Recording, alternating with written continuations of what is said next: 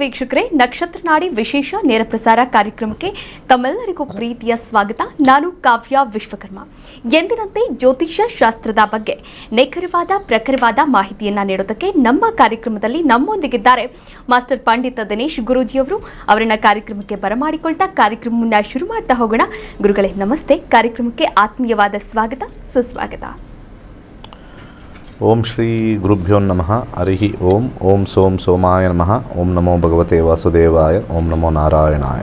ನಮಸ್ಕಾರ ಗುರುಗಳನ್ನ ಕಾರ್ಯಕ್ರಮಕ್ಕೆ ಬರಮಾಡಿಕೊಂಡಿದ್ದಾಯಿತು. ಇದೀಗ ನಿಮ್ಮ ಕೆಲಸ ಸ್ಕ್ರೀನ್ ಮೇಲೆ ಕಾಣಿಸ್ತಾ ಇರುವಂತಹ ನಂಬರ್ಗೆ ಕರೆ ಮಾಡಿ ನಿಮ್ಮ ಯಾವುದೇ ಸಮಸ್ಯೆಗಳಿರಬಹುದು, ಎಂತಹದ್ದೇ ಸಮಸ್ಯೆಗಳಿರಬಹುದು, ಆ ಸಮಸ್ಯೆಗಳಿಗೆ ಜ್ಯೋತಿಷ್ಯ ಮಾರ್ಗದಲ್ಲಿ ಪರಿಹಾರವನ್ನ ಕಂಡುಕೊಳ್ಳಿ ಅಂತ ಹೇಳ್ತಾ ಕಾರ್ಯಕ್ರಮದಲ್ಲಿ ಮೊದಲ ಕರೆ ಸಿದ್ಧವಾಗಿದೆ. ಮಾತನಾಡಿಸ್ತಾ ಹೋಗೋಣ. ನಮಸ್ತೆ, ಎಲ್ಲಿಂದ ಕಾಲ್ ಮಾಡಿದ್ದೀರಾ? ತಮ್ಮ ಹೆಸರು? ಹಲೋ, ನಮಸ್ತೆ ಮ್ಯಾಮ್. ಎಲ್ಲಿಂದ ಕಾಲ್ ಮಾಡಿದ್ದೀರಾ? ಬೆಂಗಳೂರಿಂದ. ಓಕೆ, ಯಾರ ಬಗ್ಗೆ ಕೇಳಬೇಕಾಗಿತ್ತು? ನನ್ನ ಬಗ್ಗೆನೇ ಕೇಳಬೇಕಾಗಿತ್ತು. ಯಾವ ವಿಚಾರವಾಗಿ? ನನ್ನ ಕೆಲಸದ ವಿಚಾರ. ಓಕೆ, ನಿಮ್ಮ ಡೇಟ್ ಆಫ್ ಬರ್ತ್ ಹೇಳಿ. ಪ್ರಶ್ನಾಶಾಸ್ತ್ರಕ್ಕೆ ಹಾಗಾದ್ರೆ 1 to 249 ಒಳಗಡೆ ಒಂದು ಸಂಖ್ಯೆಯನ್ನ ಹೇಳಿ. 15. ಏನ್ ಓದ್ಕೊಂಡಿದ್ದೀರಾ ಅಥವಾ ಏನ್ ಕೆಲಸ ಮಾಡ್ತಾ ಇದ್ದೀರಾ? ಹೋಗ್ತಾ ಇದ್ದೀನಿ ಸ್ಕೂಲಿಗೆ. ಓಕೆ, ಅದು ಸ್ವಲ್ಪ ಸ್ಯಾಲರಿ ಕಮ್ಮಿ ಇರುತ್ತೆ. ಓಕೆ, ಗುರುಗಳಿದ್ದಾರೆ, ಮಾತನಾಡಬಹುದು. ನಮಸ್ಕಾರ. ನಮಸ್ತೆ ಗುರುಜಿ. ಕೇಳಿರ್ತಕ್ಕಂಥ ಪ್ರಶ್ನಾಶಾಸ್ತ್ರದಲ್ಲಿ ಚಂದ್ರ ಮನಸ್ಸನ್ನು ತೋರಿಸ್ತಕ್ಕಂಥದ್ದು 3, 10, 10 ಕಾಂಬಿನೇಷನ್ ತೋರಿಸ್ತಾ ಇದೆ. ಈ ವಿಚಾರದಲ್ಲಿ ರಾಹು 2042ವರೆಗೂ ಕೂಡ ಇದೆ. ರಾಹು 10ನೇ ಮನೆ ಒಳ್ಳೆ ಪೊಸಿಷನ್ ಸಿಕ್ಕೇ ನಿಮಗೆ.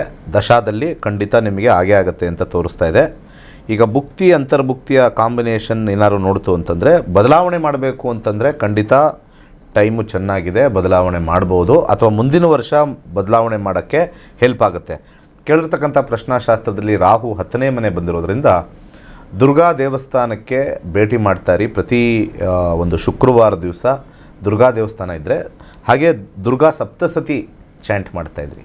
ಯಾವ ಒಂದು ಮನೆ ಅದ್ಭುತವಾಗಿರುತ್ತೋ ಆ ಮನೆದು ಮಾತ್ರ ಚಾಂಟ್ ಮಾಡಬೇಕು.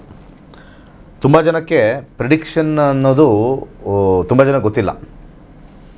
ಅನೇಕ ಜನ ಜ್ಯೋತಿಷರಿರ್ಬೋದು ಅಥವಾ ಪುರೋಹಿತರಿರ್ಬೋದು, ನೀವು ಕೆಟ್ಟ ಗ್ರಹಕ್ಕೆ ಮಂತ್ರ ಹೇಳಿ ಅಂತೀರ. ಮನೆಗೆ ಕಳ್ಳ ಬರ್ತಾನೆ. ಕಳ್ಳ ಬಂದಾಗ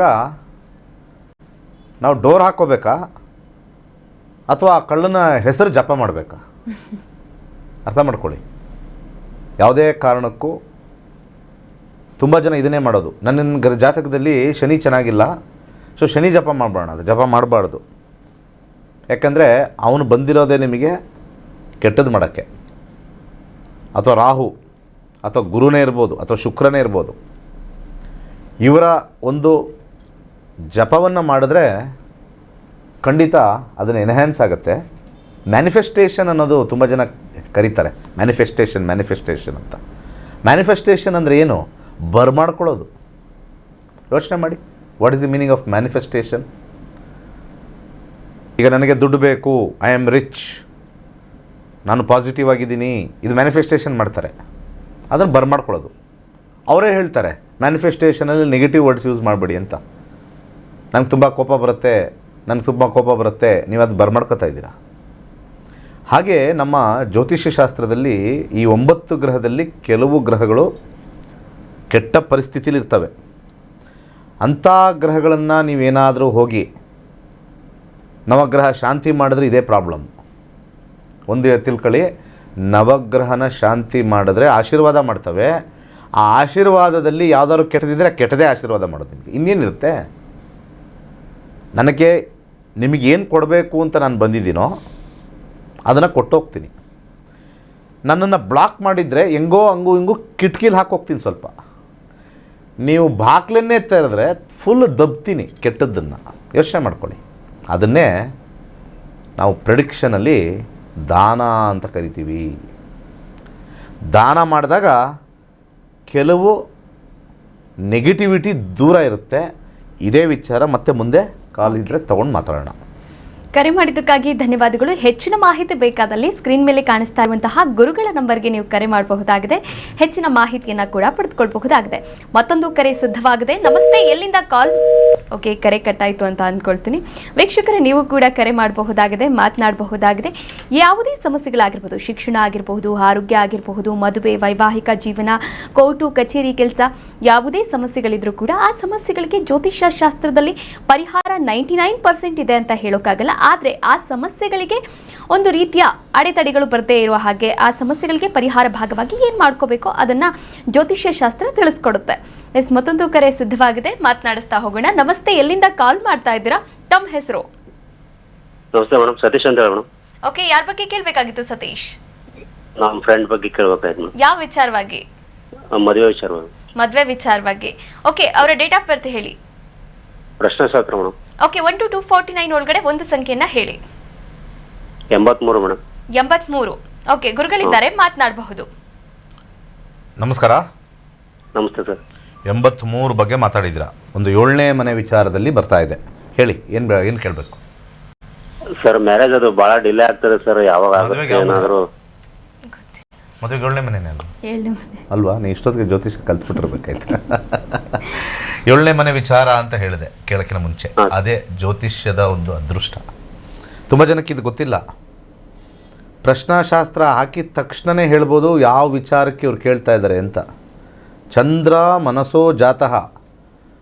ನಮ್ಮ ಹಿಂದೂಗಳಿಗೆ ನಮ್ಮ ಸನಾತನ ಧರ್ಮದ ಶ್ರೇಷ್ಠತೆ ಖಂಡಿತ ಗೊತ್ತಿಲ್ಲ. ಎಸ್ಪೆಷಲಿ ಯುವಕರಿಗಂತೂ ಗೊತ್ತಿಲ್ಲ.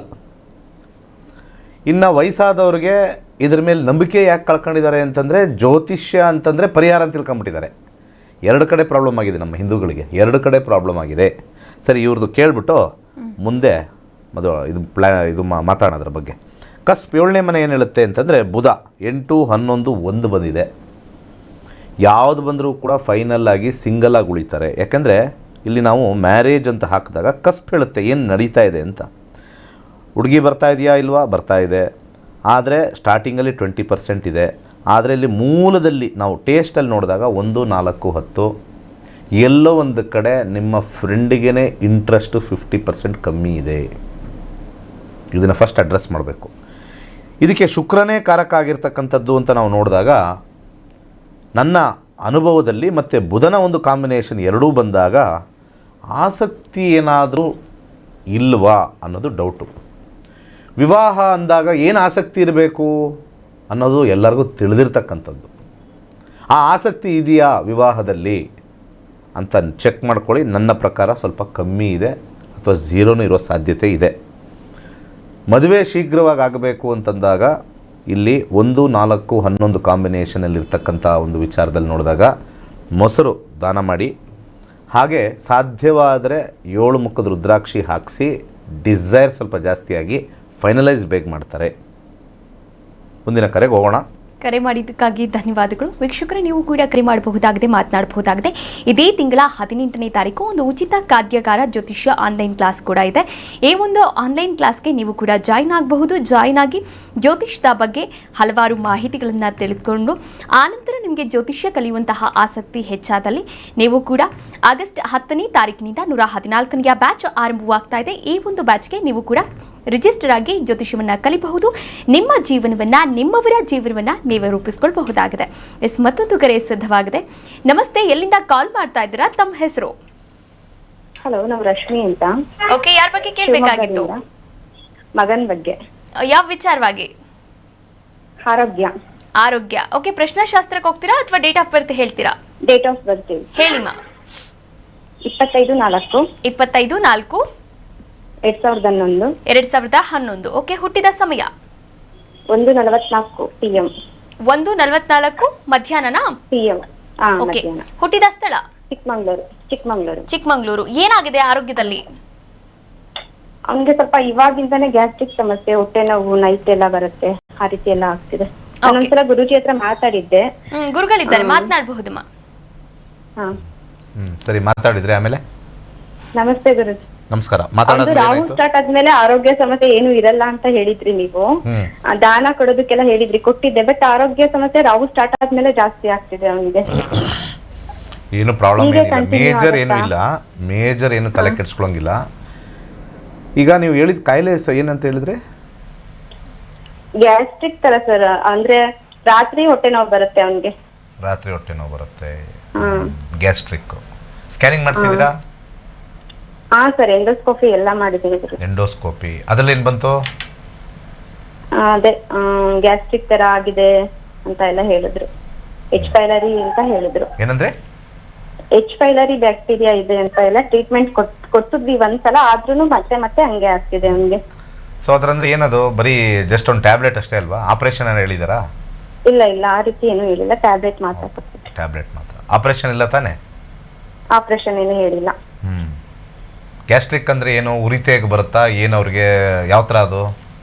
ಆ ರೀತಿ ಏನಿಲ್ಲ, ಅವನ್ಗೆ ರಾತ್ರಿ ಊಟ ಆದ ತಕ್ಷಣ ಹೊಟ್ಟೆ ನೋವು ಬರುತ್ತೆ. ಏನು ದಾನ ಸಜೆಸ್ಟ್ ಮಾಡಿದ್ದೆ? ಹೆಸರು ಕಾಳು ಮತ್ತೆ ಅಕ್ಕಿ, ತೊಗರಿ ಬೇಳೆ. ಹೆಸರು ಕಾಳು ತೊಗರಿ ಬೇಳೆ. ಹೆಸರು ಕಾಳು ತೊಗರಿಬೇಳೆ. ಹಾ 8-4, ಓಕೆ, 8-10. ಸೊ ನೀವು ಮಾಡಿದ್ದು ಮಂಗಳ ದಶದಲ್ಲಿ ಏನೋ ಮಾಡಿರ್ಬೇಕು ಅನ್ಸುತ್ತೆ. ಮಂಗಳ ದಶದಲ್ಲಿ ನೀವು ಮಾಡೋದು ಕೇಳಿದ್ರಿ. ಅಂದ್ರೆ ಪ್ರತಿ ಸಂಧಿ ಕಾಲ ದಶದಲ್ಲೂ ನೀವು ಬರುತ್ತೆ, ಕಾಲ್ ಏನು ಮಾಡ್ತಾ ಇರ್ತೀರಾ? ಪೂಜೆಗೆ. ಪ್ರತಿ ದಶದಲ್ಲೂ ನೀವು ಕಾಲ್ ಮಾಡ್ತಾ ಇರ್ತೀರಾ?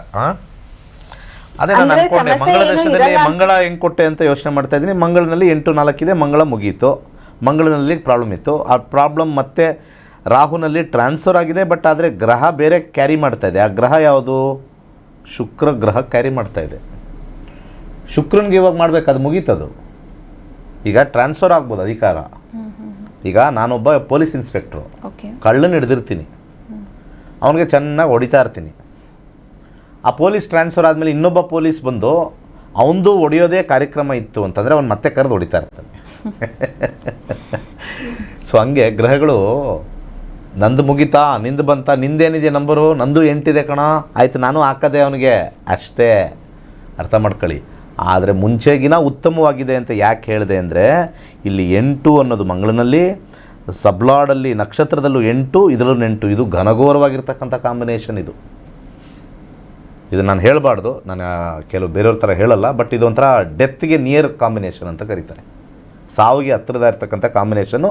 ಅದರಿಂದ ಪಾರಾಗಿ ಈಗ ಸದ್ಯಕ್ಕೆ ನಾವು ಇಲ್ಲಿ ಏನಂತ ಹೇಳ್ತಾರೆ, ಹೆಲ್ತ್ ಅಂತ ನಾವು ಹಾಕಿದಾಗ ಅಲ್ಲಿ ನೋಡ್ಬೋದು ನೀವೆಲ್ಲ ರೆಡ್ ಇರೋದೆಲ್ಲ, ಇವೆಲ್ಲ ರೆಡ್ ಇದೆ, ಇವೆಲ್ಲ ರೆಡ್ ಹೋಗಿ ಗ್ರೀನ್ ಆಗಿದೆ. ಹಾಗೆ ಇವ್ರಿಗೆ ಏಜ್ ಬಂದ್ಬಿಟ್ಟು ಜಸ್ಟ್ 12, ಈಗ ಎಷ್ಟಾಗಿದೆ, ಒಂದು 14-15 ವರ್ಷ ಆಗಿರ್ಬೇಕನ್ನ, ಅಲ್ಲ ಇಲ್ಲೇ ಇರುತ್ತೆ ಅನ್ಸುತ್ತೆ, ನಮ್ಮದು ಏಜ್ ಇಲ್ಲಿ ಹಾಕಿರ್ತೀವಿ ನಾವು. 15 ವರ್ಷ ಆಗಿದೆ. 8ನೇ ಮನೆ ಹೋಗಬೇಕು ಅಂತಂದರೆ ಇನ್ನೊಂದು ಶಾಸ್ತ್ರದಲ್ಲಿ ಇನ್ನೊಂದಿದೆ, ಜ್ಯೋತಿಷ್ಯ ಕಲ್ತ್ರೆ ಸಮಸ್ಯೆ ಹೊಟ್ಟೋಗುತ್ತೆ. ಇದು ಚಾಲೆಂಜ್. ಇದು ತುಂಬ ಜನ ಕೇಳ್ತೀನಿ, ಸಮಸ್ಯೆ ಏನಾದ್ರು ಬಂತು ಅಂದರೆ 50% ಕಮ್ಮಿ ಆಗಿಬಿಡುತ್ತೆ ಜ್ಯೋತಿಷ್ಯ ಕಲ್ತ್ರೆ. ಇವರೆಲ್ಲ ಲಕ್ಷಾಂತರ ರೂಪಾಯಿ ಬೇಕಾದ್ರೆ ಆಸ್ಪತ್ರೆಗೆ ಸುರಿತಾರೆ.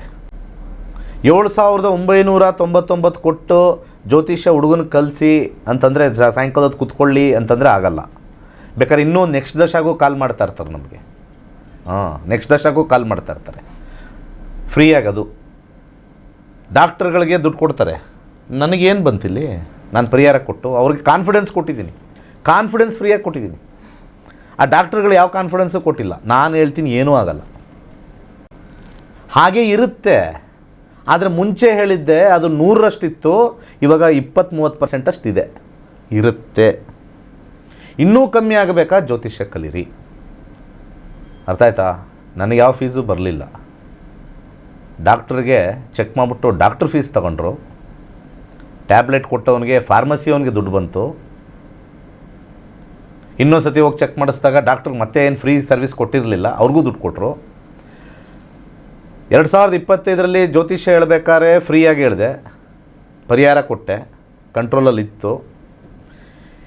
ರಾಹು ದಶೆಯಲ್ಲಿ ಮತ್ತೆ ಇಲ್ಲಿ ಕಾಲ್ ಮಾಡಿದ್ರು, ಫ್ರೀಯಾಗಿ ಪರಿಹಾರ ಕೊಟ್ಟೆ, ದುಡ್ಡು ಕೊಡಲಿಲ್ಲ. ಸೊ ಜ್ಯೋತಿಷಿಗಳನ್ನು ದೂಷಿಸ್ತಕ್ಕಂಥವ್ರಿಗೆ ಒಂದು ಕ್ವಶನ್ ಕೇಳ್ತಾ ಇದ್ದೀನಿ, ಕಮೆಂಟ್ ಆಗ್ತಿರಲ್ಲ ಫ್ರೀ ಗಿರಾಕಿಗಳು ಅಂತ. ನಾವು ಫ್ರೀ ಗಿರಾಕಿಗಳೇ ಆಗಿರೋದು ಇವಾಗ ಅಲ್ವಾ? ಆ ತಾಯಿ ಮನಸ್ಸಾಕ್ಷಿ ಕೇಳ್ಕೋಬೇಕು. 2 ಸತಿ ಕೇಳಿದೆ ನಾನೇನು ಕೊಟ್ಟೆ ಅಂತ ಗುರುಗೆ. ನನಗೆ ಗತಿ ಇಲ್ಲ ಅಂತ ಕೇಳ್ತಾ ಇಲ್ಲ. ಭಕ್ತಿ ಶ್ರದ್ಧೆ ಬರೋದೇ ನಾವು ಫೀಸ್ ಕಟ್ಟಿದ್ದೀವಿ, ನಾವು ಹೇಳಿದ್ದು ಮಾಡಬೇಕು ಅಂತ ಬರುತ್ತೆ. ನಾನು ಉಚಿತ ಜ್ಯೋತಿಷ್ಯ ಎಲ್ಲರಿಗೂ ಹೇಳ್ಕೊಡ್ತೀನಿ ನಾಳೆ, 100% ಹೇಳ್ಬೋದು, ಏನು ತೊಂದರೆ ಇಲ್ಲ. ಭಗವಂತ ನನಗೆ ಯಾವುದರಲ್ಲೂ ಕಮ್ಮಿ ಮಾಡಿಲ್ಲ, ಫಸ್ಟ್ ಕ್ಲಾಸ್ ಆಗಿದ್ದೀನಿ, ಅದ್ಭುತವಾಗಿದ್ದೀನಿ. ದುಡ್ಡು ಅವಶ್ಯಕತೆ ಇಲ್ಲ ನನಗೆ. ಬರೋ ದುಡ್ಡನ್ನು ಮೊದಲನೇದಾಗಿ ಹೇಳ್ತಾ ಇರ್ತಕ್ಕಂಥದ್ದು ದೇವಸ್ಥಾನಕ್ಕೆ ಹಾಕ್ತಾಯಿದ್ದೀವಿ. ಅಲ್ಲಿ ಬಡವರಿಗೆ ಮದುವೆ, ಆಟೋ ಡ್ರೈವರ್ಗೆ, ಕ್ಯಾಬ್ ಡ್ರೈವರ್ಗೆ 4-5 ಲಕ್ಷ ಇರ್ತಕ್ಕಂಥದ್ದನ್ನು ಕೇವಲ 1-1.25 ಲಕ್ಷಕ್ಕೆ ನಾವು ಒಂದು ಚೌಲ್ಟ್ರಿ ಕಟ್ತಾಯಿದ್ದೀವಿ, ಅದನ್ನು ಕೊಡ್ತಾಯಿದ್ದೀವಿ. ನೀವು ಕೊಡೋ ದುಡ್ಡುಗಳೆಲ್ಲ ಅಲ್ಲಿ ಹೋಗ್ಬೋದಲ್ವಾ, ಪುಣ್ಯ ಸಂಪಾದನೆ ಮಾಡ್ಬೋದಲ್ವಾ. ನನಗೆ ಕೊಡ್ತಾಯಿದ್ದೀನಿ ಅಂತ ಅಂದ್ಕೊಳ್ಳೇಬೇಡ್ರಿ ರೀ, ತಲೆ ಸ್ವಲ್ಪ ಇಟ್ಕೊಳ್ಳಿ. ಕ್ಲಾಸಿಗೆ ಬರೋರು ಅಷ್ಟೇ, ಯಾರ್ಯಾರು ನಮ್ಮ ಸ್ಟೂಡೆಂಟ್ಸು ನನ್ನ ಬಗ್ಗೆನೇ ಅಪಪ್ರಚಾರ ಮಾಡ್ತಿರಲ್ಲ ಅವ್ರಿಗೂ ಇದೇನೇ ಹೇಳೋದು, ನಿಮಗೆ ಕರ್ಮ ಕಟ್ಕೊಬೇಡಿ ನನ್ನ ಕಡೆಯಿಂದ. ಯಾಕಂದರೆ ನಾನು ಮಾಡ್ತಕ್ಕಂಥ ಕೆಲಸ ಇವತ್ತು ಕೂಡ 2004ರಲ್ಲಿ ಕಟ್ಟಿರ್ತಕ್ಕಂಥ ಮನೇಲೇ ಇದ್ದೀನಿ. ಅಪಾರವಾಗಿರ್ತಕ್ಕಂಥ ಸಂಪಾದನೆ ಮಾಡಿದ್ರೂ ಕೂಡ ತೊಗೊಂಡೋಗಿ ಒಂದು ಚೌಲ್ಟ್ರಿಗೆ ಹಾಕದೆ ಹೊರತು ನಾನು ಯಾವುದಾದ್ರು ಒಂದು ಡಾಲರ್ಸ್ ಕಾಲೋನಿಲೋ ಜಯನಗರಲ್ಲೋ ಒಂದು ದೊಡ್ಡ ಬಂಗ್ಲೆ ಕಟ್ಟಿಲ್ಲ. ಇವತ್ತು ಅದೇ ಮನೇಲೇ ಇದ್ದೀನಿ. ನಾನು ದುಡಿಯೋ ಟೈಮಲ್ಲಿ ನನಗೆ ಅವಾಗ ನನಗೆ ಗೊತ್ತಿರೋಂಗೆ ಒಂದು 15,000 ಬರ್ತಾಯಿತ್ತು ಅನಿಸುತ್ತೆ, 15-20 ಸಾವಿರ ಸಂಬಳ ತಿಂಗಳಿಗೆ. ಆ ಟೈಮಲ್ಲಿ ಅದೇ ಮನೆ, ಇವತ್ತು ಅದೇ ಮನೇಲೇ ಇದ್ದೀನಿ. ಹಂಗಂದ ತಕ್ಷಣ ಲೈಫ್ ಸ್ಟೈಲ್ ಚೇಂಜ್ ಮಾಡ್ಕೋಬೇಕು ಅಂತ ಏನಿಲ್ಲ, ಲೈಫ್ ಸ್ಟೈಲ್ ಚೆನ್ನಾಗೇ ಮಾಡ್ಕೊಂಡಿದ್ದೀನಿ.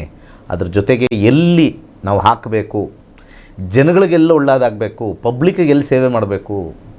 ಕೆಲವೊಂದು ಸತಿ ಮಾಡಿದ್ದನ್ನು ಹೇಳ್ಕೋಬಾರ್ದು ಅಂತ ಹೇಳ್ತಾರೆ, ಅದು ಸತ್ಯಯುಗದಲ್ಲಿ. ಕಲಿಯುಗದಲ್ಲಿ ನಾವು ಮಾಡಿದ್ದನ್ನು ಹೇಳಲೇಬೇಕು. ಯಾಕಂದರೆ ಜನಗಳಿಗೆ ಇದಿಲ್ಲ, ಇದು ಇಲ್ಲ, ಇಲ್ಲೂ ಇಲ್ಲ, ಇಲ್ಲಿರ್ಬೇಕು ಯಾವಾಗಲೂ, ಅಟ್ಲೀಸ್ಟ್ ಇಲ್ಲಾರು ಇರಲಿ ಅಂತ.